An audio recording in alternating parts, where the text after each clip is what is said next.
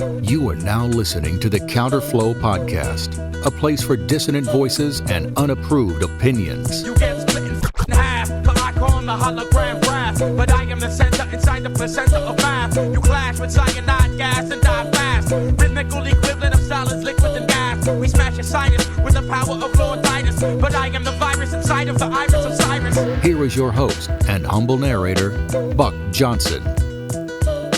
Welcome back to the Counterflow Podcast. How are you guys? As always, I am your host and humble narrator, Buck Johnson. Great to have you with us here this week. And my, oh my, what a Patreon session. What a Zoom session for my Patreon supporters that we had just a few nights ago with the great Father Turbo Qualls. That was, for one, I believe that was the most crowded Zoom room we've had yet.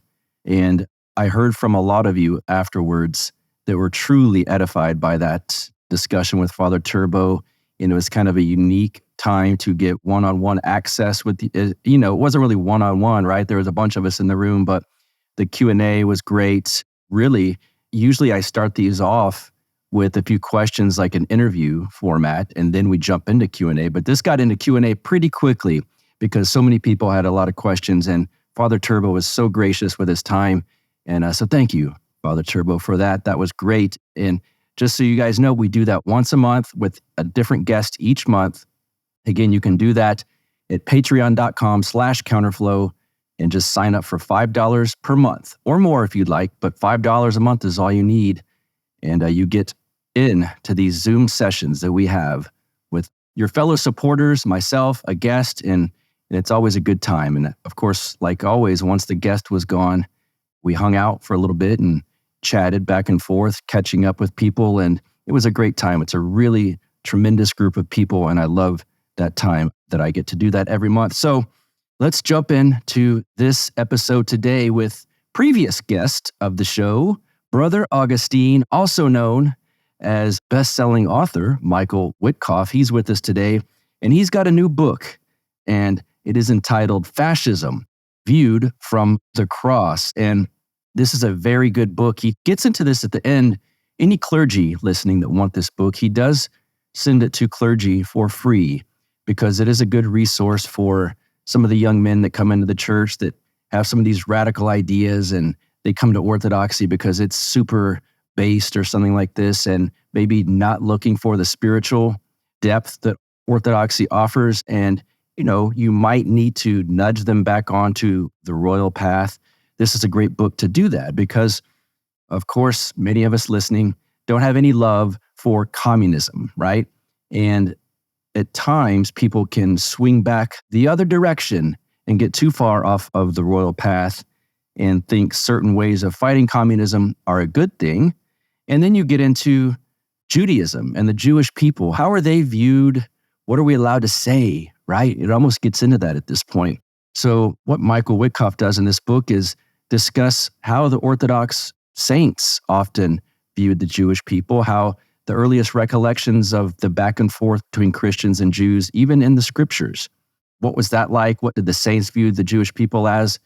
What was appropriate to say? What was not appropriate to do? And so on. There's a lot of touchy subjects in this book, but I think Michael does a very good job viewing it through an Orthodox lens. And I hope that you'll agree with that. If you don't, you're free to leave comments, as always. And if you do, of course, you're free to leave comments. So let's just get right into this. Brother Augustine, a.k.a. Michael Witcoff, is married, and he is a Jewish convert to Orthodox Christianity, so he might know a thing or two about this topic.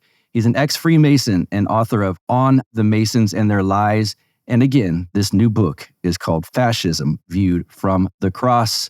Michael Witcoff, a.k.a. Brother Augustine. How are you, buddy? I'm good, man. Nice to see you again, Buck. Nice to see you too. It's since you've been on last time, it seems like you took a bit of a hiatus, even though I actually saw you in person during this somewhat of a hiatus. We can get the reasons why. Part of it has to be that this book that we're going to discuss, I know it had to take a lot of research. So I'm sure it's nice to clear your head and get away from the social media stuff. But we'll get into that. But just give my audience anything they should know about you, your own kind of intro, and then we'll jump in. Sure. Well, thank you for having me back on the show. It was great to see you down in Texas. It was really an amazing week. The monasteries I got to visit, the fellowship, parishes I got to visit, really, really incredible. For those of you who don't know me, my name is Michael Witcoff. I also go by Brother Augustine, which is my Benedictine title because I'm an oblate of St. Benedict. I've written a bunch of books. I grew up Jewish, became an occultist, Freemason, pickup artist, and then eventually, through a long and complicated tale, found my way to a Protestant church. And then after probably a year to a year and a half of that, got a little bit disillusioned with some of what was going on there and found my way to an Orthodox church. And I've been baptized for just over 5 years now as an Orthodox Christian. Yeah, some of the topics, I guess, that you write about, you have some firsthand experience in. Last time we talked about some of the Masonic stuff like that. And the pickup artist stuff's always been fascinating to me. I'm glad I didn't do that, by the way, but I still watched the show and I've still, let me ask you before we get into what we're going to talk about. Sure. I get pushback sometimes because I say stuff on Twitter along the lines of the left-wing feminists, this reaction to them that's this super far-right, I call it far-right, I don't know that a lot of them know much about politics, but this anti-woman reaction and I've said that it's kind of the same energy, just redirected off the royal path. Do you ever see that? So there was a good mix of people in the pickup artist world. And believe it or not, it's a topic I haven't talked about that much. Okay. Even though when I became Christian, part of my plan was to minister to people in that world.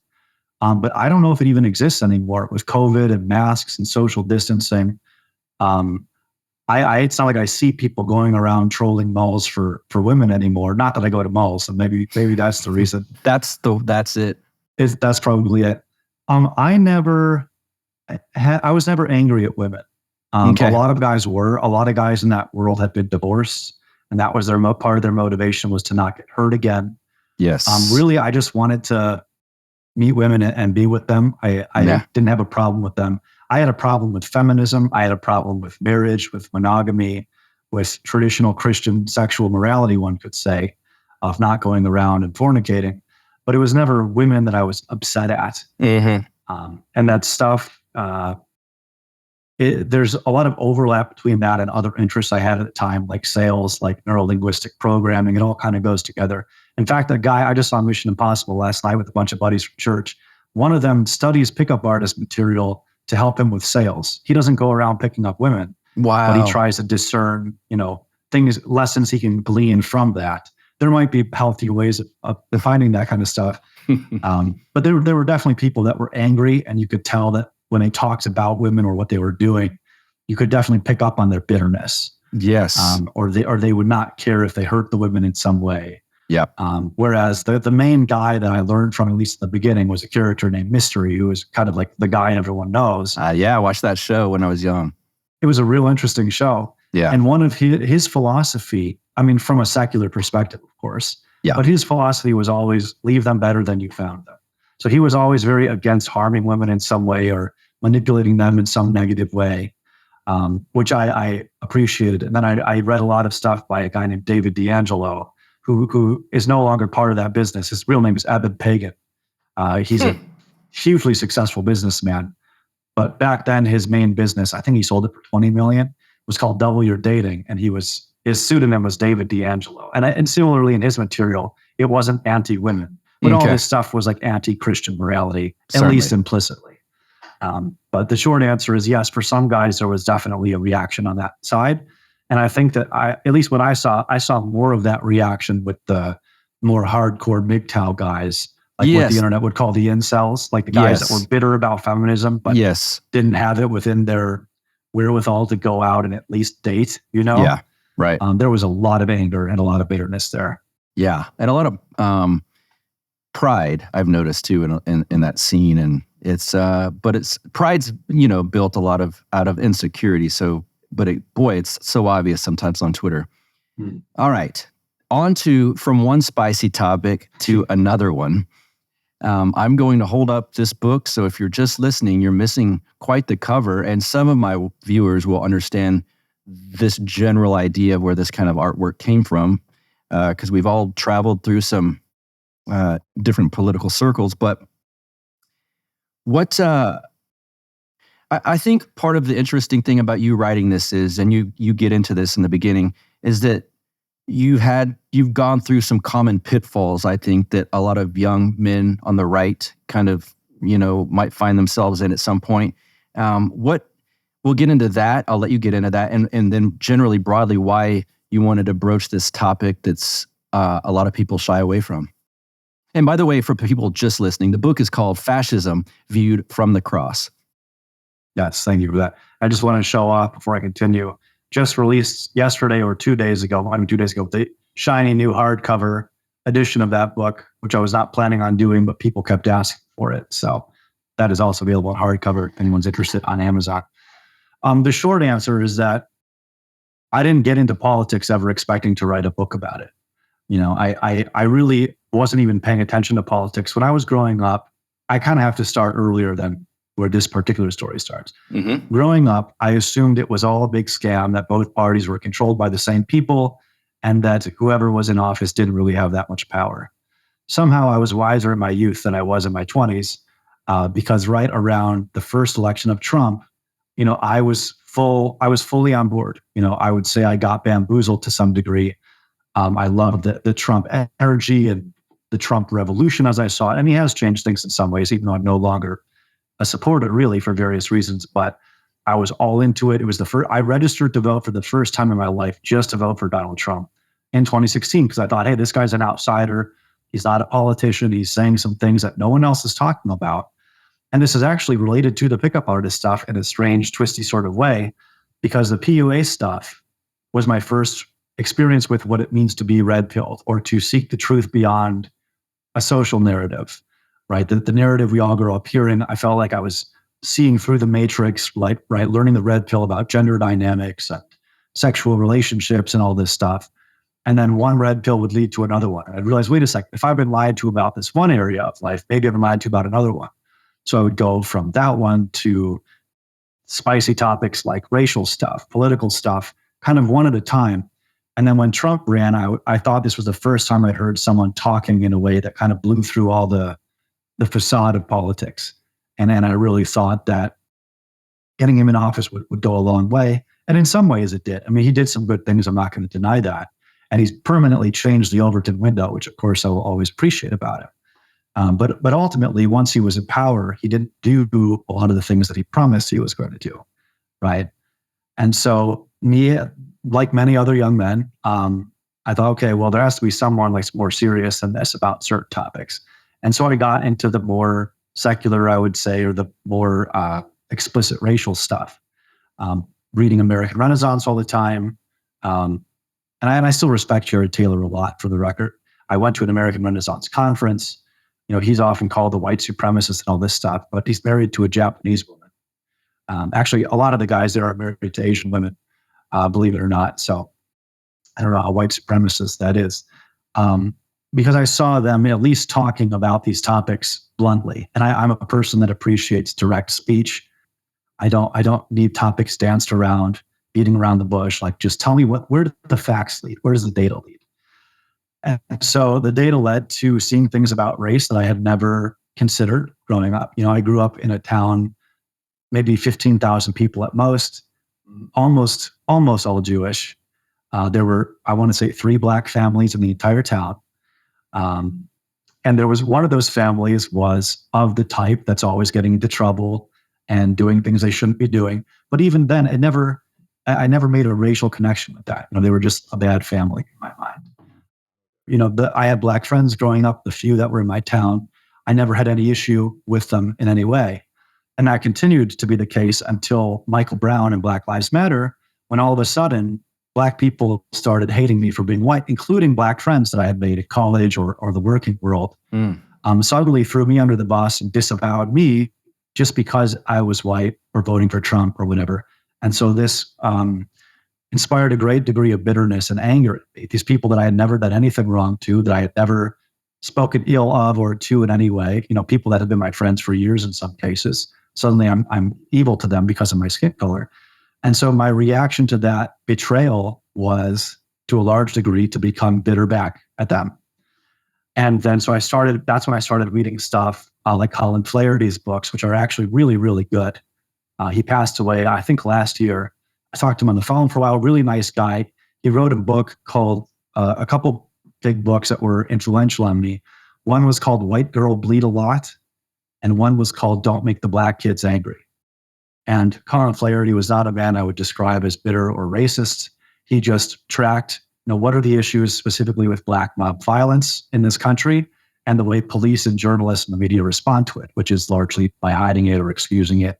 There's certain codes that they will use in the media, like teens or youths, for example, that always means Black people, but the media has their marching orders. And so then I started getting into this idea of, the more white nationalist type of ideas, I would say, where I was really angry about the existence of all these dynamics going on, and specifically the fact that they're all being hidden from us or excused, or that Black on white violence is completely excused, where fake white on Black violence is blown up and made into something it's not, that then results in mass race riots, billions of dollars of property damage, dozens of bodies left behind. We all saw that in the Summer of Love. I believe that was in 2020. And so I got really angry. I got really bitter about all these things. So then I find myself in this very interesting position of being a white nationalist, but being Jewish, ethnically Jewish, because I'd be talking to people who shared all these white national ideas, and they start talking about Jews. I'd be like, well, I don't know what you're talking about with that. I'm trying to focus on this topic here. And then I found myself getting into this red pill that I was very surprised by, because I've always just been driven by a search for truth, even though that led me down many dark alleys like PUA, occult, Freemasonry, et cetera. So I started actually looking into what some of these people were telling me, right? Being this Jewish white nationalist, which I don't know how many people can say they've ever experienced that particular way of political orientation. And I realized that some of what people were saying about Jews was actually true, and I had not heard before, or I had been trained to not listen to. So I started looking into, okay, well, who was it that was largely the guiding spirit behind communism? Who is it that was behind some of the moral degeneracy of the Weimar Republic? Who is it behind a lot of the pro-gay, transgender stuff now? What country has the patent on these hormones that they're giving to kids to permanently destroy them? Well, Teva Pharmaceuticals is an Israeli company. So no matter what topic I was looking at, and now I was looking back at earlier topics I'd examined, political red pills, and everywhere I looked, I kept finding my own people there, which is you can't explain what this experience is like if you haven't experienced it yourself. It's very, very disillusioning. It's heartbreaking. You grow up hearing that white people hate Jews for no reason, even though I never considered myself anything other than white and Jewish. You grow up being taught by your rabbis, by your community, Christians hate Jews, Germans hate Jews, everyone's anti-Semitic. The whole world hates you for no reason except there's some psychological malady causing them to hate you. But then I was looking into it and I couldn't escape that, sometimes Jews did pretty bad things. Sometimes they really hurt people with the ideologies being pushed, or political movements, social movements, cultural degeneracy. So I found myself in this very weird position. I'm going to take a big sip of water before I continue. So when you are looking at this stuff, for me and many other young men, you start not just seeing the problems, you start wondering about solutions, right? Because especially for guys, like, we're problem solvers. That's how our brains work. It's pleasurable to a man to see a problem and solve it, right? When I'm at work, something is broken and I fix it, that feels good, right? Where you figure something out in your mind. How does piece A connect to piece B? Oh, that's the connection. It's a dopamine reward for a man to solve a puzzle. And so then you start thinking, okay, well, what are the solutions to these things? And you look through 20th century history, and all that you find that fought back against communism successfully was fascism, right? Sometimes more successfully than others, and not always called fascism. Like, I don't think you would call Franco's Spain fascist necessarily, even though he's called a fascist. He ruled for 40 years and kept Spain out of the war, did a really good job. Whereas guys like Mussolini, Hitler were in charge for a few years, they were killed, and everything that they did was, destroyed.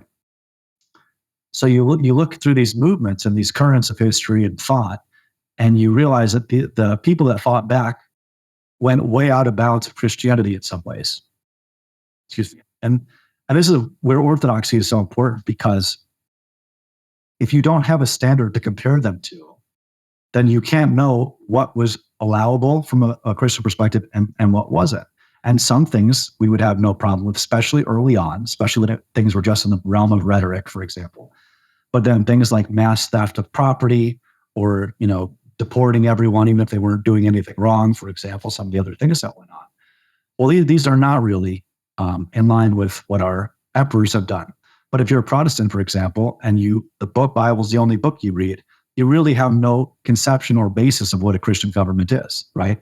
Because there is no Christian government described in the New Testament. There's Old Testament governments, of course, but it's not quite the same thing because that's before the law was fulfilled, right? Before the law of love was brought to earth in human form. So a lot of Protestants started this Christian nationalist movement, right? You have Nick Fuentes, who's at least nominally a Catholic. I don't know how pious he is. I've never met him. I've never spoken to him. So all these guys talking about Christian nationalism, they understand, okay, Christians have to come back in charge to some degree, right? There's people ruining our country, anti-Christ groups, and it's not just Jews, of course. There's crazy extremes people go to saying, for example, it's only Jews responsible for this stuff, or that every Jew is involved. You'll hear this kind of rhetoric, and it's stupid, right? These are people that don't go outside or talk to other human beings, I think. And so you have these Christian nationalists, but they don't really have a deep understanding of history or what a Christian nation looks like. So they're still trying to base their Christian nationalism on the Constitution and the Founding Fathers, 13 of whom were Freemasons, right? And if you read through some of the Founding Fathers' documents, they were explicit rebukes of divinely ordained monarchy, which is how the Orthodox Church has always operated and when it's working properly. So now you have different groups of people calling themselves Christians that all want the same thing, right? They want the Bible back at schools. They want the Trinity propaganda out of the schools. They don't want woke subversion just being shoved down the throat of everyone who turns on TV. But they have different approaches. And the question is, well, what is the approach that the church, that God has given us, right, through the church? And what are the boundaries on that approach? And so I wrote an earlier version of this book years ago. The first time I mentioned it, or at least I had hundreds of pages of notes years ago. I mentioned it for the first time on Robin Riley's channel that I was working on something like this. But I still had a lot of maturing to do spiritually at the time, just like I do now. I know 10 years from now, I'll look back on my current YouTube videos and tweets and be like, oh my gosh, I have so much to repent for. Yeah. But when I looked back on my notes, I was way out of balance. I mean, I was way too, I think, pro-fascist when I was first started taking the notes. I was also on TRT, which I'm sure didn't help with my desire to, march through the streets and with flags and whatnot. And it was a very American book, the first version. I went through different American nationalist movements or conservative movements, kind of comparing them to orthodoxy and to fascism. I went through Turning Point USA, which is obviously a completely just astroturfed, fake conservative organization. Even though it seemed like Charlie Kirk is starting to become more based now that he realizes that's where the power and money is for that sort of thing. People didn't want the kind of fake conservatism he was doing before. At least in some regards. I went through Patriot Front, the American Identity Movement, which I think was called Identity Europa before it was called that. I went through Donald Trump and modern politicians and America First. But then I realized I didn't really want the book to be frozen in time like that. I wanted it to be something that could be read by everyone, everywhere, that people could read this book and apply it to their circumstances, no matter when they were reading it and no matter where they were reading it. So I basically rewrote it from the ground up. There's a few parts of the book that probably sound a little bit disjointed.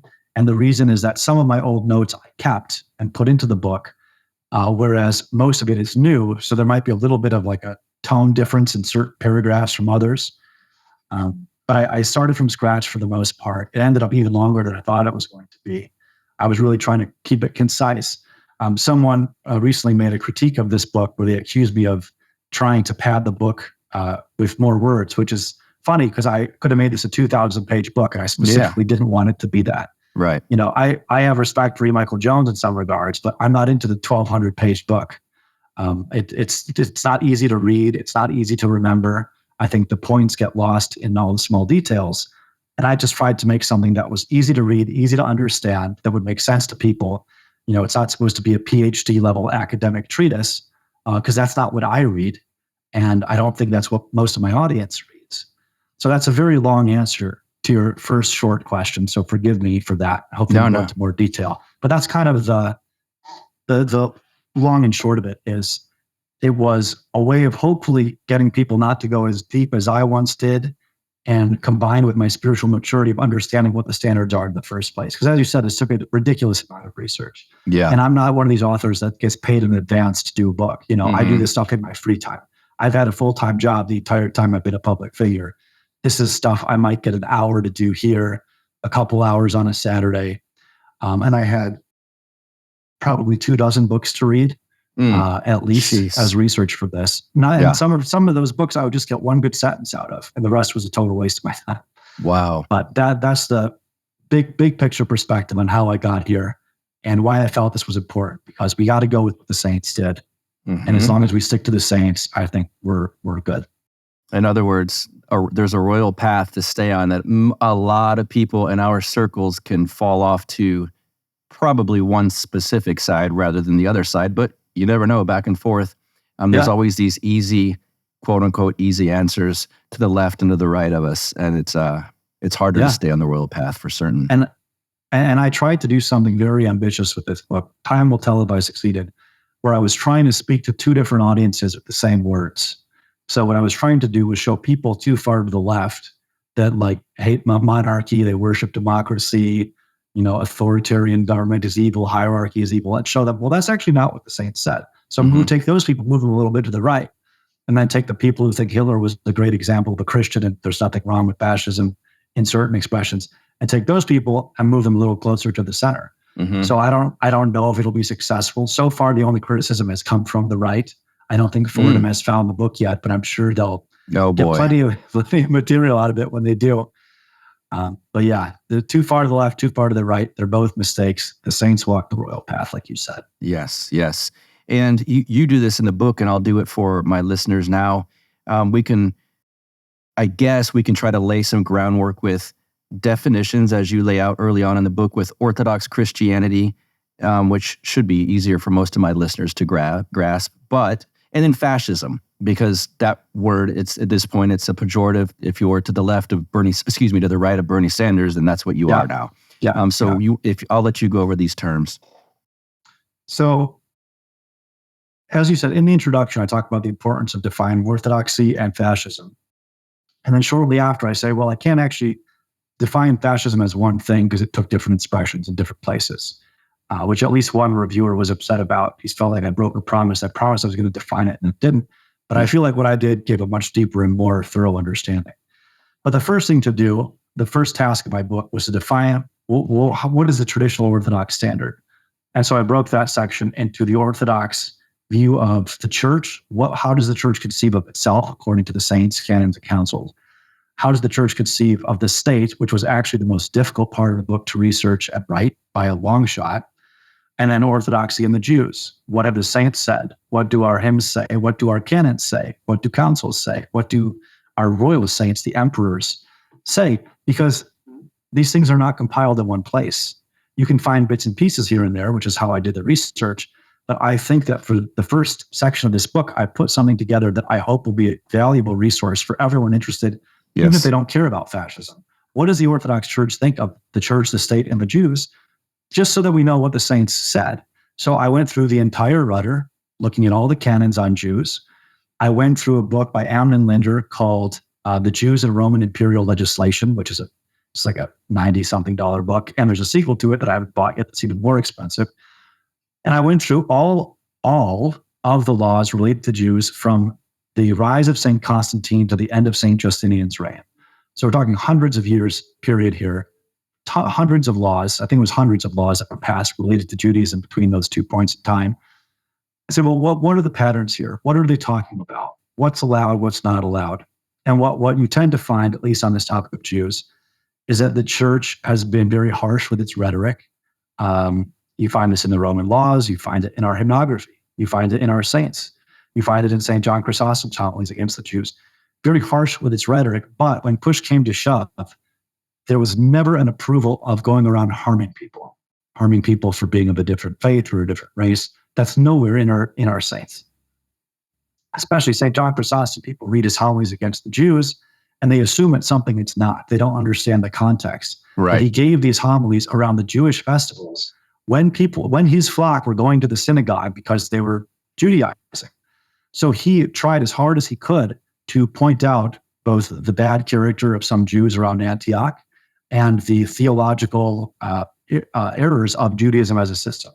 And he was speaking to two different audiences, right? The smarter people that read theology and history. He said, look, Judaism is a dead religion. It was fulfilled by Christ. What's been here since is not that Judaism. God is not there. Just because the synagogue has the Torah, the Old Testament, does not mean that God is there, because they pervert it. They don't understand it.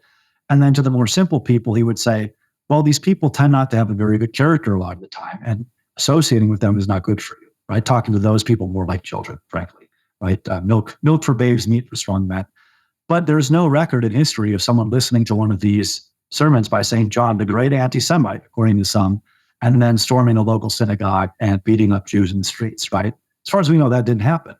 Now, were there times when Christians went too far and harmed Jews? Yes. And the Roman emperors, our saints, our royal saints, addressed this and said people are doing this under the cover of being Christians, and that's illegal. You cannot do that, or we will punish you for doing that.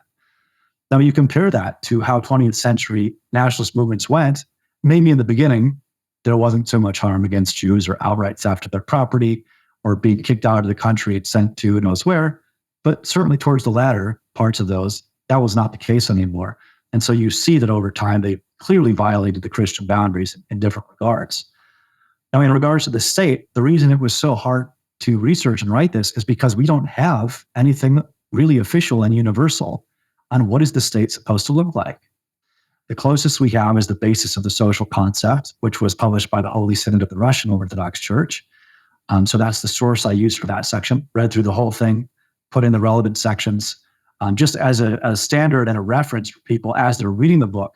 As we're talking about Mussolini, Hitler, and Codrianu, they can go look at what do the saints say? Yeah. What do the canons say? What does this document say? How does it compare or not compare? So creating that reference, I hope, will be useful no matter what politics looks like 100 years from now. Mm-hmm. People will still, hopefully, if this was my goal, be able to compare it to what I set up in the beginning of the book, and therefore stay ideally within the boundaries of the church. Now, as far as how the church conceives of itself, that is absolutely absent from the fascist movements, except possibly Codrianu at the very end of his life in prison, when he really starts taking the Gospels and Paul's letters more seriously and starts understanding his suffering in a more Christian context, taking his repentance more seriously, taking spiritual warfare more seriously than physical warfare. But you don't ever see Mussolini or Hitler describing the church as the theanthropic body of God, right? Now, of course, those weren't Orthodox countries, but at least in theory, the Roman Catholic Church also would describe itself that way. But they never talk about it that way. They tend to see it as more of a useful organization that can be used by the state for their purposes. Yeah. Mussolini understood the importance of Catholicism to Italy. Hitler's main priority was that Catholics and Protestants wouldn't fight each other so that he could kind of channel their anger in whatever direction he wanted instead. So he tried to create his own fake Christianity, his own fake church that he tried to corral all the Germans into. Didn't really work out the way he hoped. But you certainly never hear in these writings anything about the church being a source of healing or transfiguration or purification. There's no sense of holiness when you read the books that these men wrote. Mm-hmm. Can you broadly describe what you would think of as fascism at this point? Or because you do compare Hitler, Mussolini, and the gentleman from Romania, who this name's slipping me, but is there a singular definition we can give, or is it just too broad and all over the place at this point? So the Italians had philosophers writing about the doctrine of fascism. But since I choose to focus on Mussolini and Hitler, because they were kind of the figureheads of that, even though Codrianu, I think, would have considered himself fascist too, with certain caveats and differences, I think it's really hard to give a specific definition. You can see similarities, right? There's always one guy in charge. These guys do not believe in that the will of the people should necessarily overrule what the leader thinks. Mussolini made some conflicting statements about his disdain for democracy, but then later supporting of democracy, at least under his rule, whatever that meant. So you see a hierarchy, very important, which I make the point, we can't criticize fascism for being hierarchical because our church is hierarchical, right? Yeah. We believe in emperors. We have a sacrament for the crowning of the monarch. We don't have a sacrament for the election of the president, right? That's something. Right. we see that they were all against degeneracy, at least in theory, right? Hitler's guys were not exactly upstanding moral citizens. You had Joseph Goebbels going around blaming the Jews for all the moral degeneracy while cheating on his wife pretty much any time that they could. And it got so bad that actually Hitler was the one that said, you either need to stop this adultery or you're out. You're not going to be my minister of propaganda anymore. But of course, Hitler was also sleeping with a woman he wasn't married to, his girlfriend for a while. So you have these guys that, at least in theory, were against degeneracy. They were all against communism. They were all against Freemasonry. Even though in Bulgaria, one of the leaders of the Ratniks, that was their sort of super far-right fascist organization, was a member of the Grand Lodge of Masonry in Bulgaria, interestingly enough, because Masons are not politically uniform. You find them on every side of the spectrum. And they were all anti-Jewish as well in different ways. The Bulgarian government was not anti-Jewish in the way it might look sometimes. I don't write about Bulgaria in the book, but it's an extremely interesting situation that I'm actually studying right now just for my own entertainment and education. But they were certainly all against the idea of Jews being in power over Christians, which we also find in our royal saints. Now, of course, they didn't go about that the same way. We don't have something like Kristallnacht, the night of broken glass. We don't find the Roman emperors doing that with Jews, just destroying, tens of thousands of their shops or anything like that, or just mass appropriation of their wealth. The closest you get is that Justinian confiscated synagogues at one point, turned them into churches. But even that was a great departure from what most of the royal saints did. Most of them said, leave these people alone. But they also said to the Jews, hey, we are making sure that our guys aren't hurting you, but don't take that as a license to do whatever you want, because we're not going to let you hurt us either. That was the overall theme. But as for a specific definition of fascism, I don't think you can really give one. You can just look at how did it play out, what are the similarities, what do they have in common? And of course, there are a vast number of differences that these movements had as well. A lot of you guys are concerned these days about finding a safe place to live in this world as things get crazier and crazier. I'm about to tell you about a free online summit you can go to. He's going to tell you about legally eliminating your tax bills so you're not funding war, for instance, especially a war that's, closing down our actual church, which is horrific. He's going to tell you about international wealth protection, second passports. I think this sounds cool. Offshore banking, also intriguing. And the largest offshore event in the world.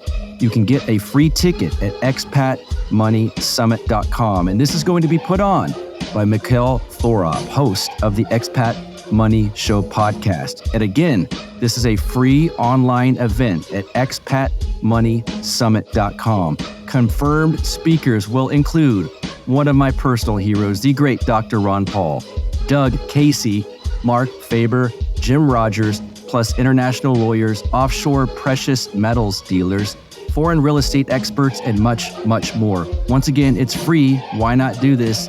expatmoneysummit.com is the website, and you can, provide some safety for your financial and living future. Let's get back to the show.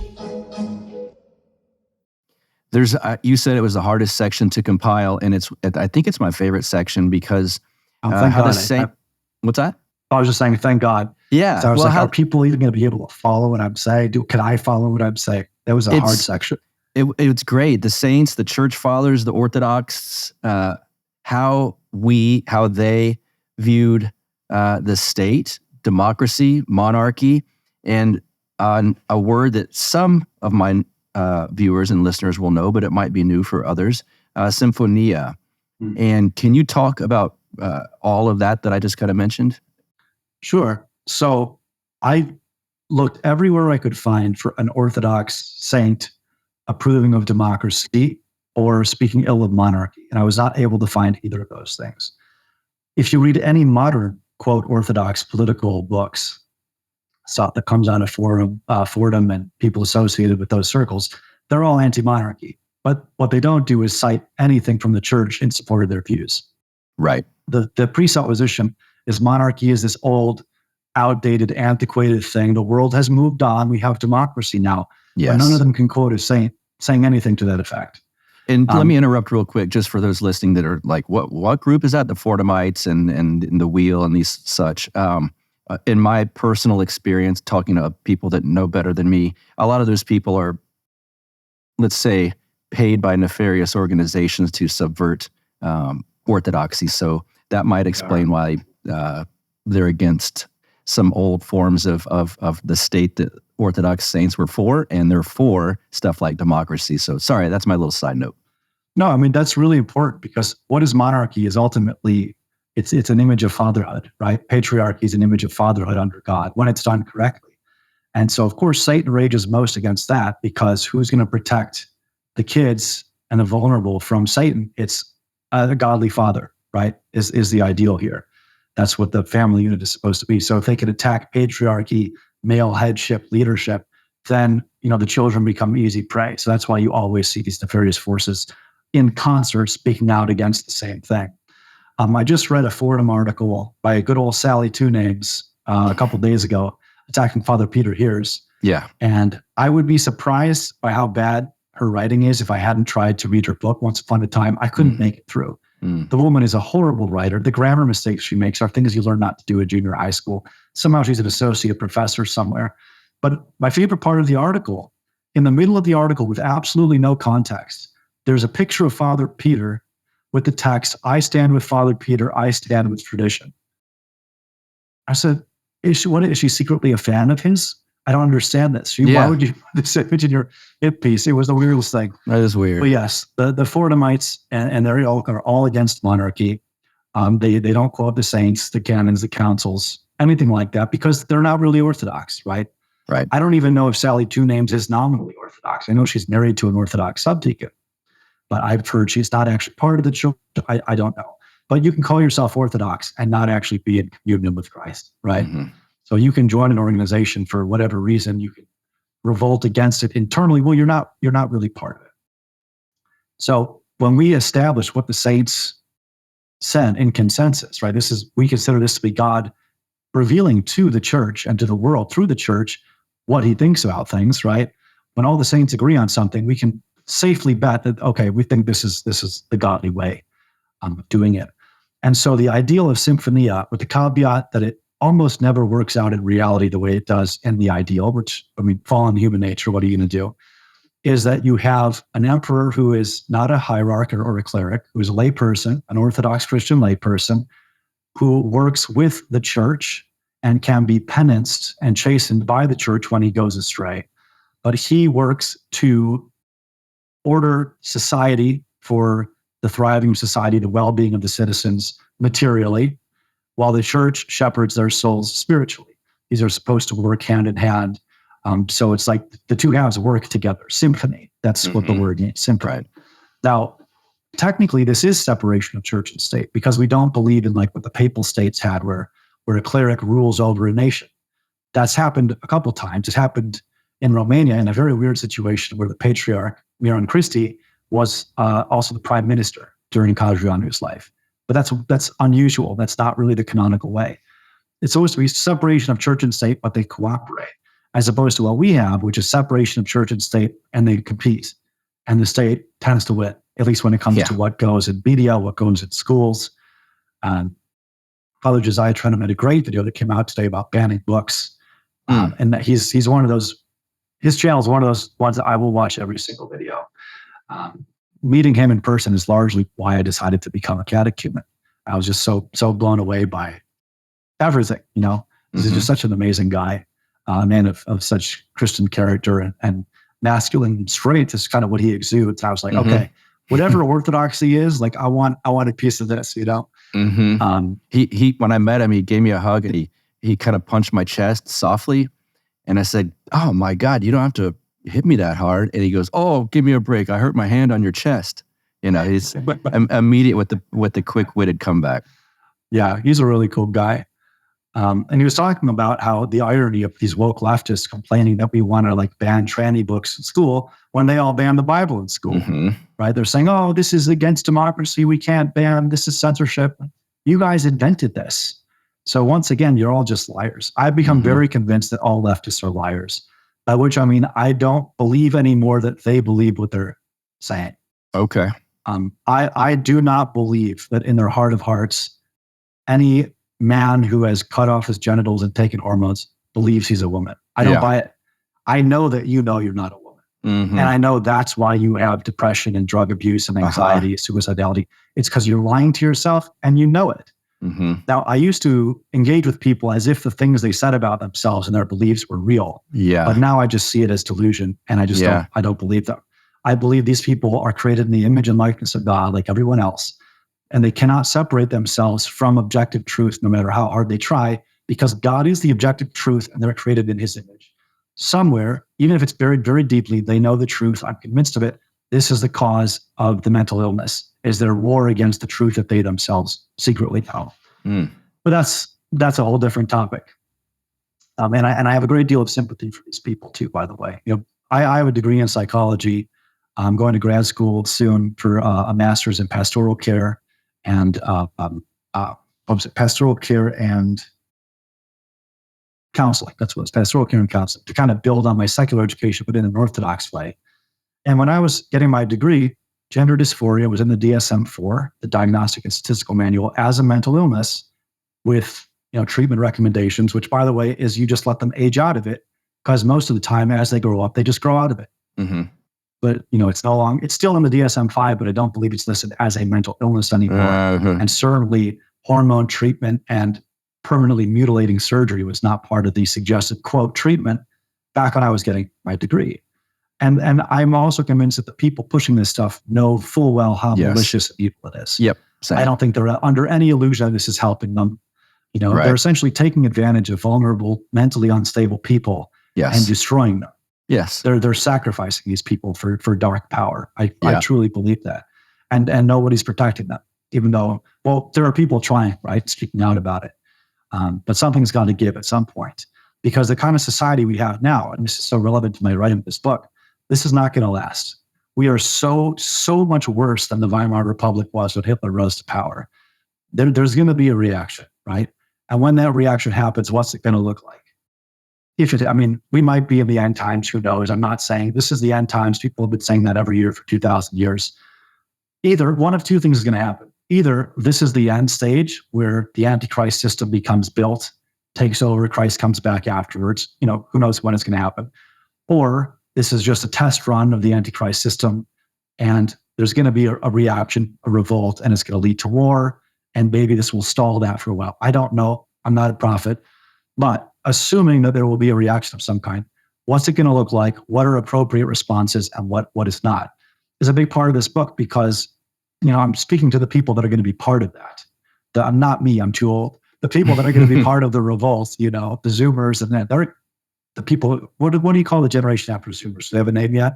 I don't. Zoomer. That's the youngest one I'm aware of at this point. Yeah, I don't know what goes beyond Zoomer, but I'm speaking to those people too. Like, hey, you guys are going to be part of something, and I don't want you to lose your soul doing it.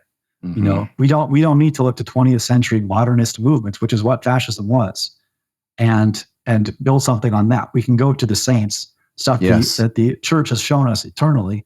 The Roman Empire, the Christian Roman Empire, lasted a whole lot longer than America did.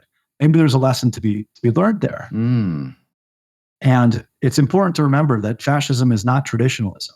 Hitler was the believe the science guy of his day. He was following the science, the racial science, racist in the true sense of the word, not in the connotation we always use. Racist meaning a worldview that takes race into account. Eugenics, that was the science of his day. Darwinian evolution was the science of his day. Yep. He was also kind of a moron and thought the moon was made of ice. That was the science of his day, according to Hans Horbiger, who came up with the world ice theory and who Hitler thought should be have a bust in a museum next to Ptolemy and Copernicus. So he was the follow the science guy. He was not the Christian traditionalist that some people think that he was. And so I read a phenomenal book for this book that I really recommend if anyone's interested, called Hitler's Religion by Richard Witcoff. Okay. Really, really good. It compiles hundreds of sources on what this guy actually believed and didn't believe. Because if you ask 100 people what Hitler's religion was, they'll give you 100 different answers. Now, there's a couple sources used in the book from a text called The Table Talks that I don't think we can use as authoritative for a number of reasons. but they point to the same conclusion as all the real sources do. So it's almost a moot point. Okay. It's a really, really interesting book.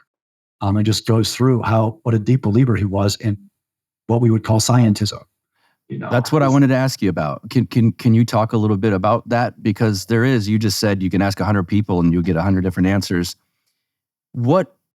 You always hear this stuff that he was into paganism or some sort of dark magic or whatever, or that he was gay. I've heard all of these things through the years.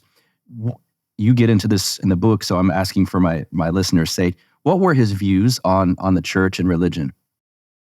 So his views on the church and religion are complicated because he was very shy about talking about his real beliefs. And it's such an extent that he may not have really had any sort of coherent religious viewpoint. Now, in public, early on especially, he was often talking about Jesus and God because he was a politician. Even though he was dumb, believing the moon was made of ice, had a very piercing insight into how politics and media and propaganda work. I mean, even as a copywriter, when I was a professional copywriter, we would study the propaganda section of Mein Kampf because it's really insightful. Mm-hmm. He wasn't some dummy that didn't realize his whole audience was Christian, So he would talk about God, and he wanted to work with with Roman Catholics, at least for a while. Comments he made privately to his close confidants, like his secretaries and friends, make it sound very much like he wanted to wait until after winning World War II to start openly persecuting Christianity, but needed to co-opt Christians to his purpose up until that point. I think that's really what it was. I don't think he was an occultist. I don't think he was a pagan, because he told those same people, he kind of looked down on those beliefs as being silly. There were guys in his circles that were into those things. I don't believe he was one of them. I used to believe he was part of the Thule Society or the Vril Society, some of those weird occult things that were going on in Germany. But after reading Weikart's book, I really don't think he himself was part of it. And people, his close confidants said, we don't really know that he's really religious, but we can't really tell what his religion is. We just know he hates Christianity. Oh. Right? Several of his close confidants said something to that effect. We don't really know what he believes, but we know he's not a Christian. And so his view of the church was probably a useful tool for the time being. But again, he tried to create his own fake Christian movement called Positive Christianity with the Reich Church, this kind of weird blend of Nazi ideology and Christianity. And his descriptions of Jesus are all of him as a blue-eyed Aryan warrior who raised the whip against the Jews. So Weikart calls him the Jesus of Hitler's imagination in his book. And I think that was a pretty accurate term. Yes. But in terms of, do I think he actually adhered to any religion seriously? If he did, he was very private and never wrote or spoke about it at length. How is war looked upon within the Orthodox Church? As an occasionally necessary evil, but still an evil nonetheless. St. Augustine came up with the concept of just war, or maybe not came up with it, but at least articulated it, that after you try every peaceful means of resolving a conflict, if you have to engage in war, it has to be for defense, and you have to do basically as little violence as possible to solve the problem. That is not the view of Mussolini or Hitler. You're right. They wanted more territory outside of their country. Hitler, when you read Mein Kampf, even as a young man, because he wrote Mein Kampf after the beer hall putsch failed and he was in prison, kind of trying to renovate his image as this great political savior. Even then, he was constantly writing about the importance of being ruthless and brutal, and the more violent, the quicker it ends, and stuff like this. So you certainly don't see a Christian view of war there, even though to some degree, at least at first, he wanted to defend the German people from Marxism. So there is an aspect of defensive war there, but certainly not what it became later. And Mussolini really loved war. He was blown up by a grenade at one point. He had to get 22 shrapnels removed from his body, went through really harsh war conditions. I just really liked it. Really liked war, thought it brought out the best in man. That kind of life or death conflict would raise man to his highest aspect. And I talk about in the book that there's an Orthodox view of that, which is that warfare can bring a man to his highest aspect if you know who your enemies are and what the weapons are. Spiritual warfare. Yes. We are in moment-to-moment spiritual warfare every second of our lives. And the second you stop paying attention, you just get wrecked. If you're distracted, you haven't prayed for a while, you could just get hit with a swamp of logisma. You find yourself in some passion or some imagination. You're imagining like hurting bad people, fighting your enemies. What would I do if I saw that guy on the street? That kind of stuff is always true, especially for guys. That kind of stuff is always trying to get in our minds, right? Or you watch a movie, which you probably shouldn't do anyway, and you see John Wick, like, okay, yeah, no, I could totally do something like that. Like, I hope I get that opportunity, bro. That stuff's not from God. So, and that's just one of many examples of passions that are always, always around us. I think it is a great gift of God that we cannot see the demons in the air, because we would be paralyzed by fear if we could. I think we would see nothing but demons and the angels fighting them, of course. But we would be horrified by whatever it is happening around us, happening around me and you right now, seeing this spiritual warfare and seeing how vicious the demons are and what predators they are and how they're constantly trying to destroy everybody, right? The Bible describes Satan as he roars like a lion, devouring who he may, which I've always found interesting, because it doesn't say he is a lion. It says he roars like a lion. He is pretending to be big and strong and scary. But of course, compared to Christ, he's nothing. So this ancient demon that hates us so much, so viciously, and can topple and flatten us so easily. If we just say the Jesus prayer, it's like Jesus going like this to him. Like, no. Yeah. And that's why I say Paisio's called the devil that little troublemaker. That's not a lion, right? He's just barking like a dog. And so that kind of warfare, when we understand it and engage in it seriously, which of course none of us do as well as we should, if we do that, that will bring us to our highest aspect, because that is what will burn out our passions, purify, illumine, and deify us, ideally. That is the warfare that brings out the best of man. It's not going next door and seeing who can kill the other guy first, which I think was kind of Mussolini's secular view of warfare and why it's ultimately a good thing for him. Is Judaism as a religion essentially obsolete? Yes. That's a quick, easy answer. Do you want to elaborate? I mean, I think we just did a whole show on this. But yes. You can give the short. Yeah, exactly. And you grew up this way, so I love your opinion on this. So Judaism is obsolete because the religion of the apostles was fulfilled by Christ. And it is not, they have no temple, they have no priesthood, they have no sacrifice. And they can't do a religion without a temple or a prophecy that it's going to come back in the form that they're expecting, right, at some point, which of course is what they're trying to do, this building of the third temple and everything. But that's not the religion that was foreshadowing in Christ. In St. John Chrysostom's homilies against the Jews, he makes some really fascinating points. I highly recommend the book. You can find that on Amazon, where he goes through all the different ways that the Jewish religion is obsolete. We saw them try to rebuild it. Actually, Julian the Apostate, one of the emperors that was born Orthodox and became a pagan and tried to restore paganism, he tried to help the Jews rebuild the third temple. And they got a bunch of workmen there, and they started, digging the trenches and everything, and it exploded, and it killed the people that were working on it. I think that's God saying pretty clearly, this ain't happening anymore. St. John makes a really interesting point that when Jews had a temple, when they had God, they ran off into idolatry and they refused to follow the religion properly. Whereas now that the temple is gone, they insist on having a temple and getting it back. And he said, whatever God gives you, you do the opposite. When you have the fast, you get gluttonous, right?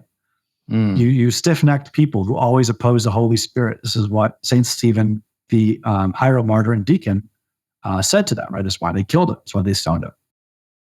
So there's this interesting thing that whatever God is saying to them at any given point, they want to do the opposite of it, rebel against it in some way. When God says, accept your Messiah, they kill him. I mean, you can't get much farther from God than that. And so there was a recent hubbub with the OCA where this big document was released where it clearly said contemporary Judaism is a true religion. And then after the pushback, the author of that piece, who I will not name for charity's sake, said, no, I was talking about back then. I never said what I said, but we all saw it. And to be fair, the word contemporary, it might have just been really bad wording and poorly thought out sentence. Because contemporary could mean, if you're talking about the first century, it could mean first century. But it sure sounded to me like he was talking about modern Judaism. And so I don't know if that was an expression of ecumenism deep in his heart coming out, or if he just misspoke. But absolutely not. Judaism cannot save you. I know because I grew up in it. And I think that if you really want to understand the lack of salvation in Judaism, go watch Dennis Prager talking about lust and pornography. Did you see that conversation he had? I've heard about it just recently, actually. It's so telling of what the whitewashed tomb is, of what the Pharisee is, of what modern Judaism is, where he insists over and over again. And frankly, I think he's just telling on himself when he talks about certain topics, Dennis Prager, that is. And I think he's supposed to be Orthodox, but I'm not positive about that. If he's Orthodox Jew or conservative. But he's always talking about there's nothing wrong with lust as long as you don't act on it, right? Or he even said at one point, it's okay to watch porn if it stops you from cheating on your wife. So this is a completely dead-souled person. That's and to be fair, there are Orthodox rabbis on YouTube refuting him for this. Okay. But I think Prager is still more an embodiment of modern Judaism than these Orthodox rabbis that kind of, at least to a better degree, understand what Judaism was, where it's entirely external, where it's not regenerating at all. Right. It's not a behaviorist religion. Prager says explicitly, Judaism is a behaviorist religion. Those are the words he uses. But ancient Judaism was not a behaviorist religion. All the rules of the law, the 613 laws of the Old Testament, were there to, first of all, show you how far you are from God so you can repent, because it's almost impossible to follow all those things. It was back then. Very few people were righteous that were able to do it, right? The Old Testament righteous, the saints of the Old Testament. But it was all pointing to something, right? It was all pointing to an obedience to God. It wasn't saying do all these 613 things and that will make you right with God. It was that if you're right with God, this stuff should not be difficult for you, because your burden should be lightened by your love of God and your communion with God. Christ talks about this, of course, right? The circumcision of the heart, how you need to wash the inside of the vessel, and then the outside becomes clean. Yeah. Well, that's not what Judaism teaches. That's not what I was ever taught growing up. I was taught, this is your culture. These are your rituals. You get circumcised. You have your bar mitzvah. You go to Israel. You have Jewish babies, right? When I did my birthright trip to Israel, it's a free trip every Jew can go on if you're 26 or less. They pay for you to go on a 10-day trip to Israel, and they just want you to basically move there and have Jewish babies and help the community. So it's a cultural thing. It's a community thing. Yeah. But I can't think of many Jews that I ever met that really take the spiritual teachings of the Old Testament seriously. And how could they without Christ? Because he's the key that unlocks it. Yes. You see this even in the New Testament. People say, how can I understand what I'm reading unless someone explains it to me? Christ says, do you understand what you're reading? He shows them where he is in the scriptures. So even the most well-educated Pharisees didn't understand, right? How Christ was the key of the scriptures, or what it was they were all pointing to. So the religion might give you some good rules for do this, don't do that, but that has no effect on the soul. That's like being a dry drunk, right? You can be an alcoholic, and through sheer willpower, you can stop drinking, but you're still an alcoholic. You're still sick. You have not been healed just because you're not doing the behavior anymore. Right. Right. And I know that because I used to be a drug addict. I went to rehab and then relapsed afterwards. If your soul is still empty, even if you've been sober for a while, it doesn't take that much to push you back into it. Right. You have a bad day, you're back into it. You're tempted by something, you're back into it. You have to carefully manage your life to such an extent that you're not around certain people in certain places, which I still recommend as a Christian. There's no reason to go to a nightclub unless you're stupid as a Christian. But once you have God in your soul, the peace that you were looking for the whole time with the drugs and alcohol, when you have that from God, you don't need to do that. You don't want to do that anymore, And so thank God I haven't done drugs in a long time. I don't even like alcohol. Maybe I have a drink every 2 months. And even then I'm like, why did I do that? Why would I do that? If you enjoy spiritual communion with God, and I know people disagree with me on this, you probably get some flack in the comments. I'm just saying for myself, the Bible says two things about alcohol. It says, wine maketh glad the heart of man, and also it is not for kings to drink. So, you get to decide, do you want your heart to be maketh glad with wine, or do you want to be a king? It's not saying either one is a sin. Drunkenness is a sin. I don't think drinking is a sin, but in my experience, it detracts from my communion with God. Because when I'm in that communion, that indwelling, that love of Christ, that feeling of his presence, I don't want to be not sober. I don't want to alter my state. I love that state. It's a great state of being. It's the most peaceful. It's the most calm. It's the most dispassionate. It's the most pure. Why am I going to poison it with substances? But again, I'm not saying it's a sin to drink. So for the people that are getting upset, triggered, and furiously typing comments right now, calm down. Delete. Yeah, delete this The church comment. has never said that drinking is a sin. I don't believe it's a sin. Yes. I want to ask you about lessons that you learned while researching and writing this. There had to be some. Oh, and how little I know was the main lesson about. I think that one every day. Yeah. It's true about life and history. And, I was expecting when I did this research to find a lot of really vicious anti-Jewish behavior on the part of the Roman emperors. Because that's what I grew up hearing, like Christian empire is bad. These emperors were evil and anti-Semitic. Then I read it and they're all saying not to harm Jews. Mm-hmm. That was not what I was expecting to find. That was a big surprise to me. I was surprised. Biggest lessons out there. First of all, I need more free time. That was certainly a big lesson. I should ask for an advance next time. Not that anyone's going to publish me. I think I'm too hot a property to be published by a publisher at this point. But where do I start? Every 99% of the books I read, I learned a lot from. Mm-hmm. I learned the context of St. John Chrysostom's homilies. Mm-hmm. I learned the context of blank on the name now. It starts with a C. The Saint of Alexandria that exiled the Jews from Alexandria. Clement? Was it Clement? No, it wasn't Clement of Alexandria. It was, why am I blanking? Now we got to look this up because it's bothering me. See, I just learned again how little I know. I did it again. Well, Clement of Alexandria was not a saint. He was venerated for a while, not as a canonized saint, but then people found more of his writings later and realized he was actually kind of a Gnostic. They just quietly stopped. Okay. Venerating him. And even I looked through my own book to find out what's in it. Mm-hmm. I know it's going to be here because I remember writing. Cyril of Alexandria. Got it. Okay. I knew it started with a C. I knew it wasn't Cyprian, and I knew it wasn't Clement, but I just couldn't place the name.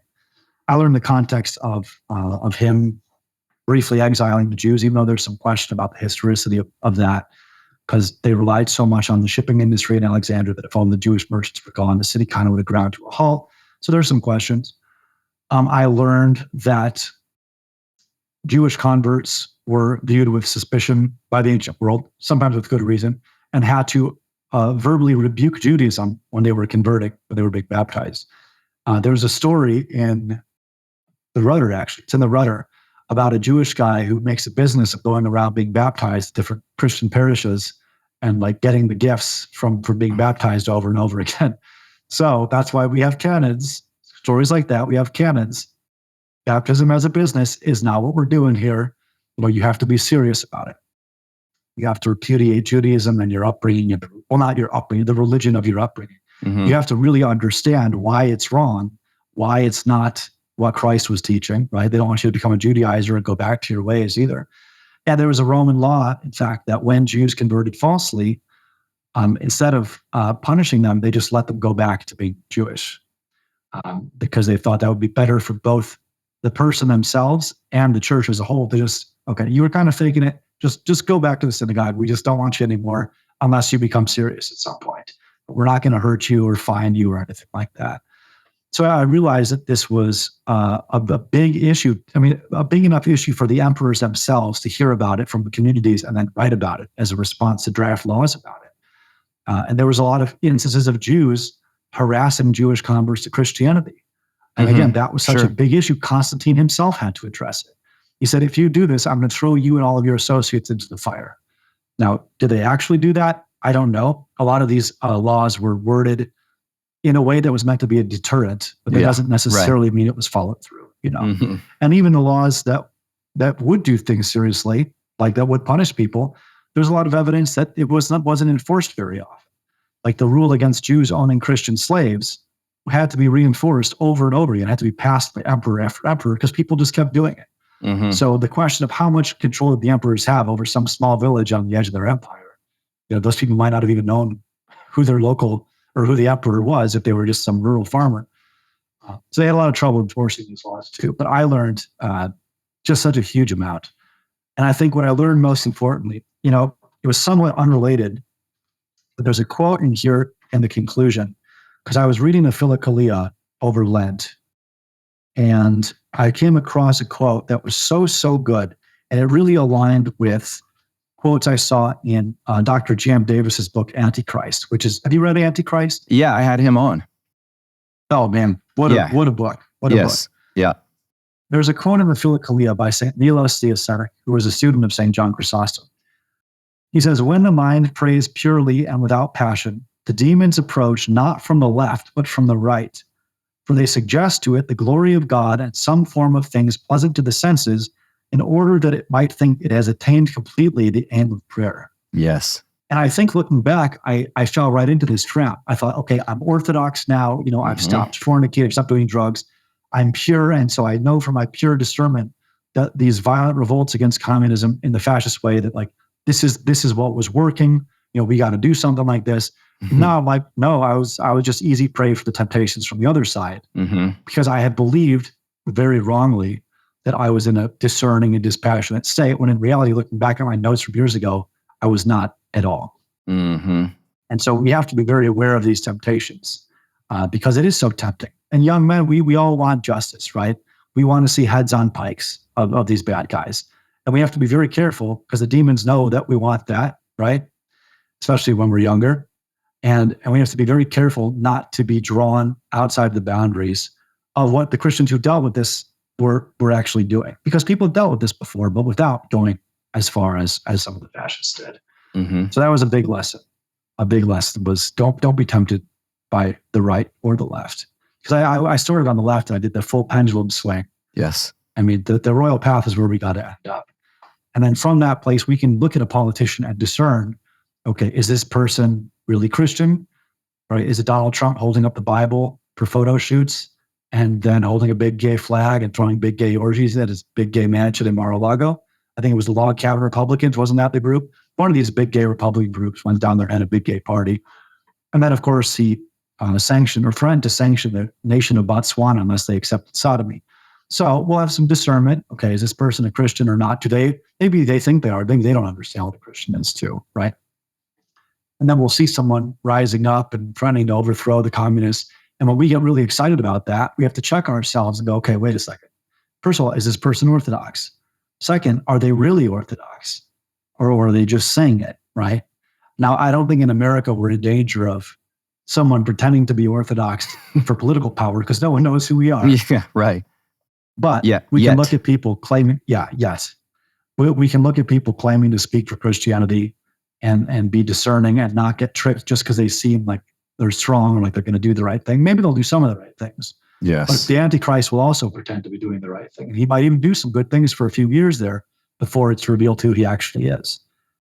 It seems like lately it's the easiest way to discern is within weeks of announcing they're going to do this or that, there they are with an Israeli flag and giving some kind of credence to Israel and how we have to. It's like, well, there we go. RFK Jr. did it. And I was like, you too?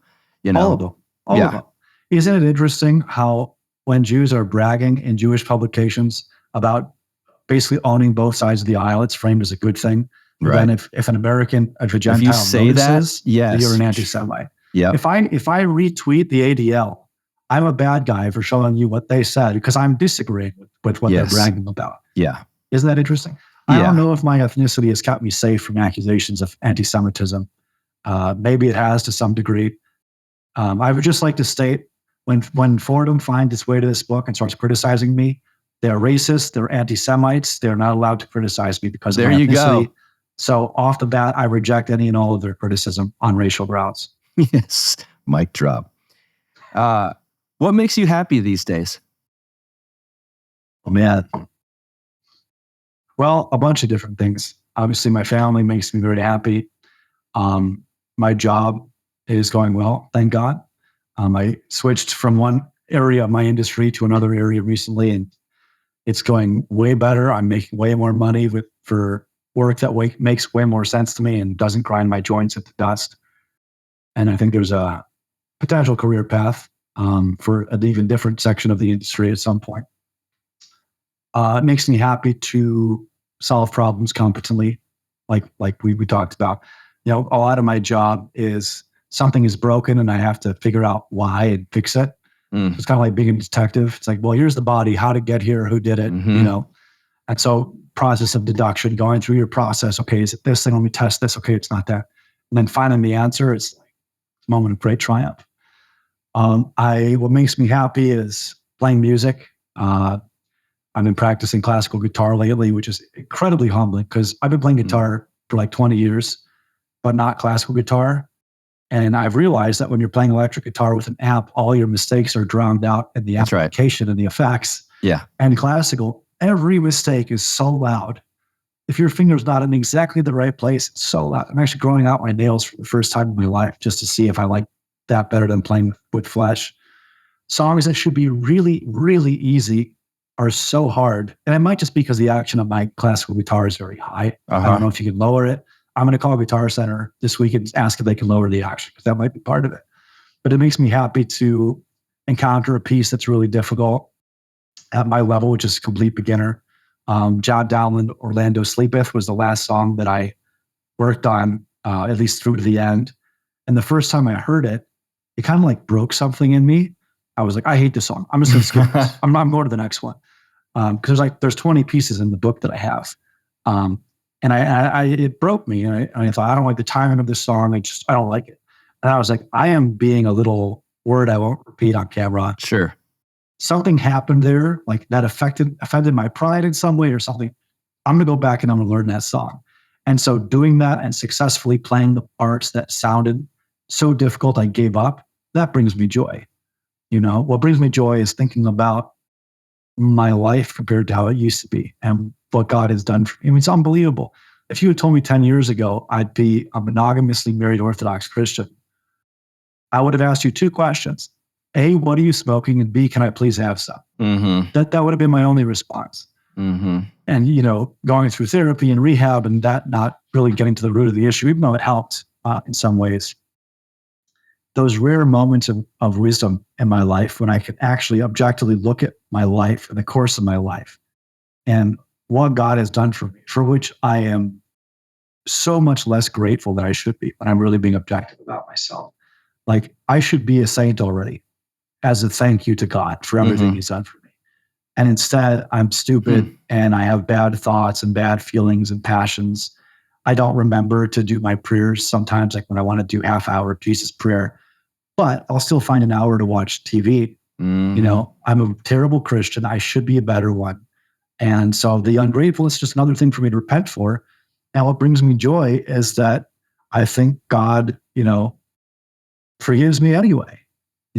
Even though it's not like I don't have the capacity to be a better Christian, I just am not. I should be and I'm not. And when you ask for forgiveness, God forgives you. Even if it's just because you're dumb and it's your fault. He still forgives you anyway. It doesn't have to be a sin that's out of your control, right? Again, just because I was distracted by entertainment today. Or, I don't know, watched some TV show and even when they started cursing, I continued to watch it, which I'm doing right now. Because again, bad Christian. My wife and I are on the final episode of the Chernobyl miniseries, and there's been a lot of cursing in it. But we're very into the story. And I downloaded VidAngel, which is an incredible service for $10 a month that lets you pick filters through which to filter streaming services. But you can filter out swear words and blasphemy and sexuality and nudity, but they don't have it for HBO Max, which is the service that Chernobyl is on, and it's a whole thing. But if you watch Netflix or Amazon Prime, VidAngel is amazing. Interesting. It not only mutes curse words, it removes them from the captions. So you don't have to see it or hear it. And you don't even realize till you have these filters on how much of this stuff is in a show. Yeah. Because like every 30 seconds, there's a muted out word. Yeah. I didn't even notice. Yeah. But of course, if I were a good Christian, I wouldn't be watching any of this stuff. I wouldn't play video games, even though I've been trying to play a Christian game recently. I mean, not really Christian. It's more of a religious game called 5 Guardians of David. It's like a Diablo game, but based on the Bible, which is actually a really cool concept. But of course, I'm not dumb enough to believe that it's an ideal thing to play video games at all. Sure. So what brings me joy is, I guess, hopefully looking forward to a future where I don't do all these things that I already know I shouldn't be doing, but do anyway. And just praying for God's help and forgiveness and mercy, and to continue having mercy on me even though I don't deserve it. And besides that, I don't do that much with my life. I go to work, I go to church, and I stay at home. That's what makes me happy. I have a garage gym. It's like 98 degrees out. It's really hard to work out sometimes, but I don't want to drive to a gym and pay for it, deal with the women in their like stripper outfits on every machine. They do their makeup before they go to the gym. I mean, come on. I've noticed. Ridiculous.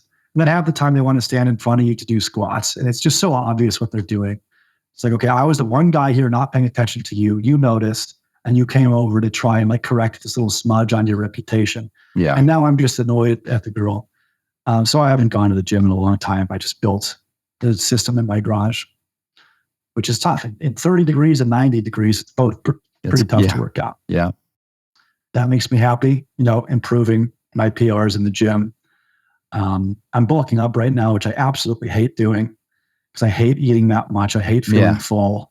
Yeah. I told my wife, this is my last bulk ever, no matter what. And my body naturally wants to be about 160. So I'm 170 now. It's hard for me to get to 170. I have to eat way more than I'm comfortable eating. But I want to get up to like 185. And of course, you get fat when you bulk because no one's ever done a lead bulk. We all talk about lead bulk, dirty bulk. No one's ever done lead bulk. That's tough. You bulk up to 185 and then maybe cut back to 160 or 165. But man, after that, I'm just going to maintain. But it makes me happy to be in the gym. And I try to fill my life with things that are very challenging because I get greatly rewarded by overcoming those challenges. Yeah. Which is why I like the Dark Souls games, right? Like Elden Ring and Dark Souls, like brutal challenge, but then you overcome it. It's a great sensation of triumph. Same way with the spiritual life, right?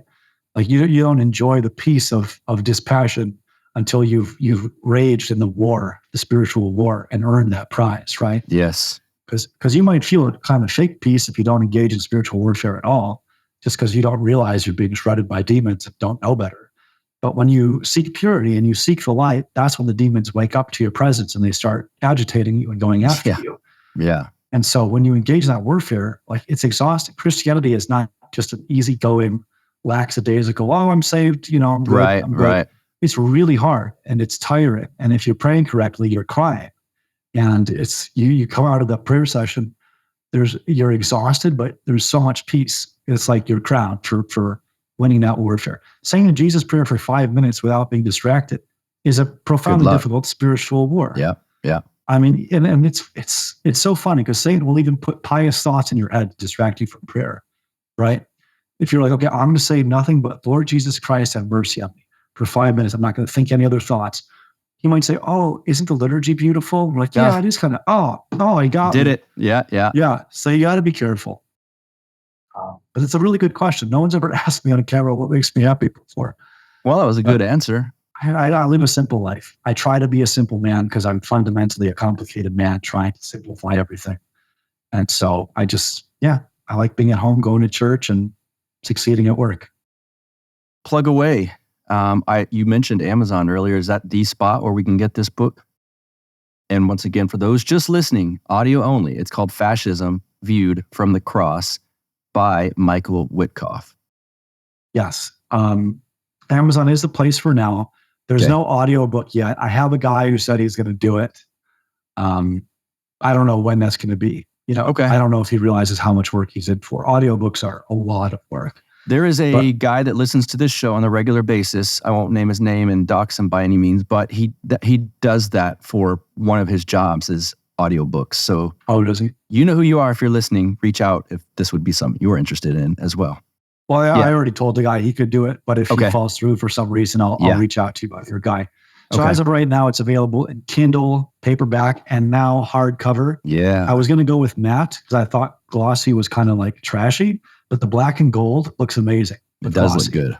Yeah. The guy who designed this cover said, you're going to want to go glossy. I was like, no, I'm a matte kind of guy. But no, he was right. And then arbalestediting.online, he puts the logo there. If you want a cool book cover, if you're an author, arbalestediting.online. He's censored Anon on Telegram and Twitter. Oh, I showed him a bunch of Arctos publishing books, a bunch of Evola books as inspiration, and he killed it. This is such a cool cover. Yeah. He's actually redesigning my On the Masons and Their Lives cover as well, because after 5 years of promoting On the Masons and Their Lives, Amazon decided I can't run ads to it anymore because they said the cover's too violent. Oh. Yeah, it's a Raphael painting of Archangel Michael slaying the devil. Yeah. They're saying it's violent because it's showing a character holding a weapon against another character. Like, really? Because for 5 years, this didn't bother you, but okay. Yeah. So we're redesigning the cover, and then hopefully they'll let me advertise again. And like my other books On the Masons and Their Lives, my poetry book, Theo Poetica, Fascism Viewed from the Cross is and will always be free for clergy, Orthodox clergy. So Cool. if Okay. I'm limiting that to deacons and priests. Yeah. So if a deacon or a priest wants to read it, several priests have a copy. I haven't heard back from them yet, which is kind of scary, but I tell myself they just haven't read it yet because it is a big book and these are busy guys. Father Turbo's got a copy. Father Peter's got a copy. Excellent. Father John Whiteford's got a copy. Excellent. My priest has a copy. Okay. My priest is going to read it this week. So we'll see what kind of talk we have afterwards. Hopefully he likes it. He certainly knows that he's known about my writing it and everything. We sell my other book at our parish bookstore, actually, which is cool. Well, those guys watch this show from time to time, so maybe they'll see this episode and get to this part and go, oh, I read it. And let me reach out to them or something like that. So I would love their feedback. Okay. So far, the only clergy feedback I have is from the reader, who also happened to be the editor. But yeah, I would love to hear from priests, because part of this is also for them. Because when you talk to priests, you hear a lot of these guys that are a little too far to the right are coming into the parishes, right? Yes, that's right. That's right. And the priests are trying to manage this and guide them towards the royal path. So hopefully this will help priests guide these guys. I hope this will be a book they can give to them. Yeah. And say, look, some of your thoughts, some of your ideas are fine and actually really orthodox about monarchy and hierarchy and authority and, not having Jews rule over Christian society. That's all actually fine according to our saints. But yeah, there's boundaries on that path. That's right. Here's a resource that will maybe help you. That was my idea, at least. Maybe after some feedback from priests, I'll have to rewrite it a little bit, depending on what they say. Coming on the Masons in Their Lives was rewritten after priest feedback because he wanted it to be a handbook for priests and whatnot. But yeah, I wrote this. I felt this was on my heart for years to put out there. I don't know what the ultimate outcome or purpose was yet. I just felt like, okay, God, you take the wheel. I'll keep my foot on the pedal. Let's go. And then we'll see what happens, Awesome. Well, man, Michael Witcoff, thanks for being back on Counterflow. Enjoyed it. Thank God. Good to see you again. You too. All right. I hope you guys enjoyed that discussion, and let me know. Let me know what you think in the comments. As for this show, as you know, well, for one, when this drops, I'll be headed to the beautiful state of Florida, to 30A. Do you guys know that beach? I'm going to be out there with Julie and Amy Mastrini. I cannot wait to be there. I'm hoping to run into my friends Brett, and then, of course, my good friend of the show, Tho Bishop. Let's see if we can hook up out there. And for this show, counterflowpodcast.com is the website. At Buck Rebel, you can follow me on Twitter. What else do we got? The Telegram group is going strong, as it always is. And until next week, when we kind of continue some of the themes that were in this discussion, I can preview that if you want. It's my guest next week is from Orthodox Reflections. Do you guys know that blog site? It's very good. They put out very, very good pieces. And the piece we will be discussing next week is called The Three Myths, the Three Dangerous, I think it's the Three Dangerous Myths that Christians believe about Judaism. How's that for a teaser? See you next week. You get split in half, but I call the hologram brass. But I am the center inside the placenta of math. You clash with cyanide gas and die fast. Rhythmical equivalent of solids, liquid and gas. We smash your sinus with the power of Lord Titus. But I am the virus inside of the iris of Cyrus. Like the sound of the Counterflow podcast? Our audio production is provided by Podsworth Media. Check them out at podsworth.com.